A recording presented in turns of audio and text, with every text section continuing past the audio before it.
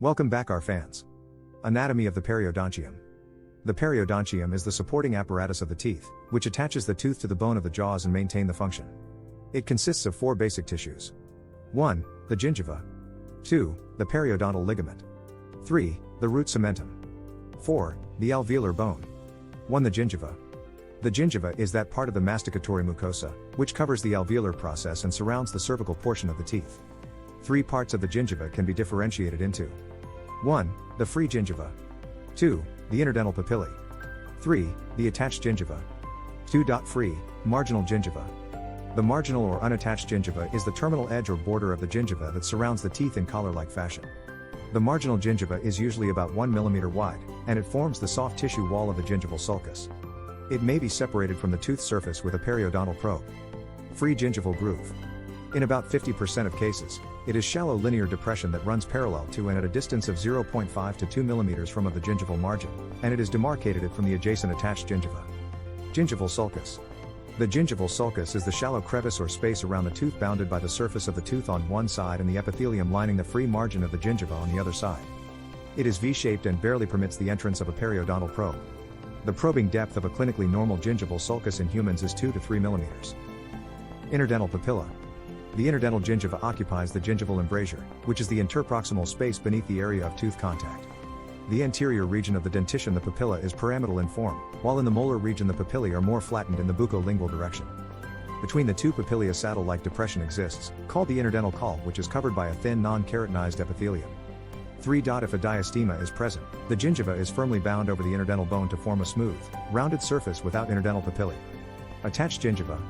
It is firm, resilient, and tightly bound to the underlying periosteum of alveolar bone. The facial aspect of the attached gingiva extends to the relatively loose and movable alveolar mucosa. It is demarcated by the mucogingival junction. The attached gingiva is covered by a keratinized epithelium, with minute depressions and elevations, giving the surface an orange peel appearance, stippling. This stippling is more common on facial than on the lingual surfaces and is only present in about 40% of adults. The width of the attached is the distance between the mucogingival junction and the projection on the external surface of the bottom of the gingival sulcus or the periodontal pocket. While the width of the keratinized gingiva also includes the marginal gingiva. The width generally greatest in the incisor region and narrower in the posterior segments. Alveolar mucosa. The alveolar mucosa is loosely attached to the periosteum, smooth and covered by non-keratinized epithelium, and is markedly redder than the attached gingiva. 4. Microscopic features. Gingiva is composed of the overlying stratified squamous epithelium and the underlying central core of connective tissue. Gingival epithelium. The gingival epithelium consists of a continuous lining of stratified squamous epithelium. There are 3 different areas that can be defined: the oral or outer epithelium, the sulcular epithelium, and the junctional epithelium. Oral, outer epithelium. It covers the crest and outer surface of the marginal gingiva and the surface of the attached gingiva. The oral epithelium is 0.2 to 0.3 mm in thickness. It is keratinized or parakeratinized. Sulcular epithelium. The sulcular epithelium lines the gingival sulcus. It is a thin, non-keratinized stratified squamous epithelium without reedy pegs. It extends from the coronal limit of the junctional epithelium to the crest of the gingival margin. Junctional epithelium. Junctional epithelium consists of stratified squamous non-keratinizing epithelium. It is 3 to 4 layers thick in early life, but that number increases with age.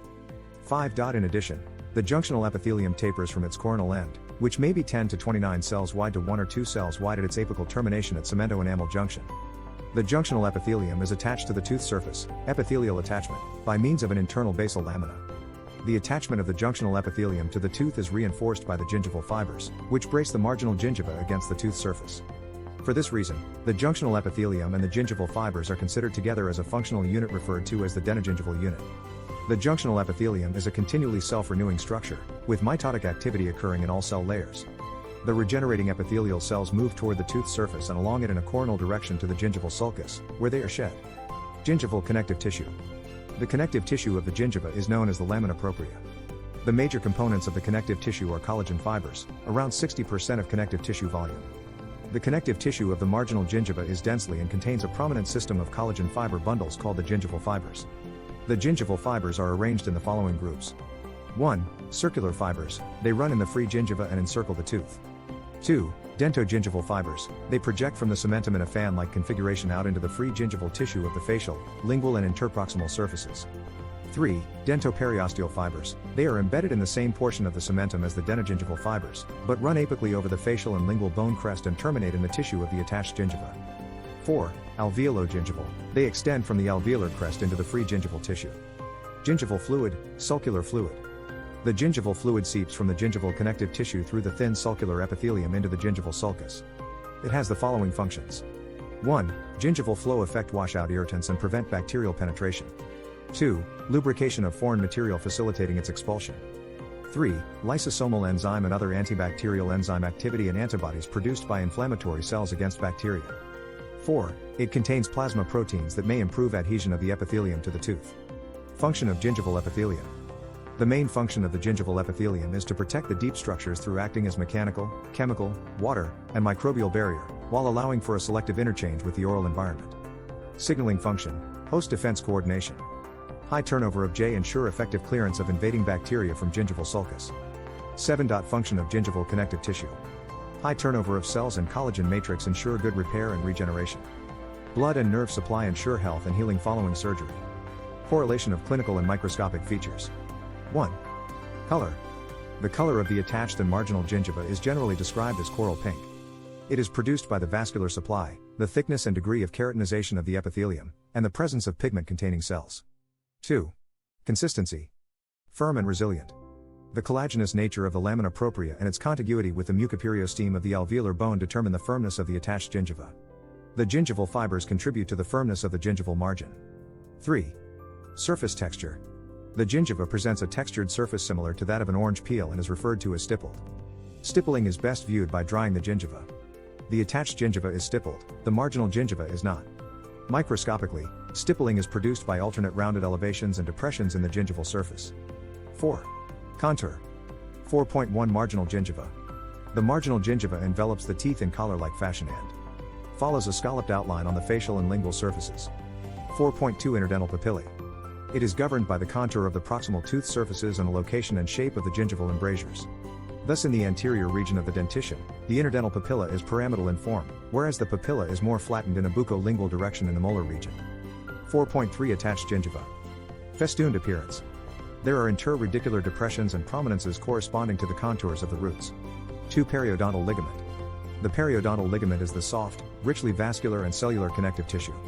Tooth mobility is to a large extent determined by the width, height and quality of the periodontal ligament. The most important elements of the periodontal ligament are the principal fibers, which are collagenous in nature. The principal fibers are arranged in 6 groups. 1. The alveolar crest fibers. These fibers extend obliquely from the cementum just beneath the junctional epithelium to the alveolar crest. 2. Horizontal fibers. They extend from the cementum to the occlusal of the alveolar crest. 3. Oblique fibers. They are the largest group in the periodontal ligament and extend from the middle and apical thirds of the alveolus in an oblique line downward to the cementum. 4. Apical fibers. They radiate from the cementum to the bone at the fundus of the socket. 5. Interradicular fibers. These fibers fan out from the cementum to the bone in the furcation areas of multirooted teeth. 6. Transeptal fibers. They extend interproximally over the alveolar crest. Periodontal space is diminished around teeth that are not in function and in unerupted teeth, but it is increased in teeth that have been subjected to hyperfunction. Function of periodontal ligament.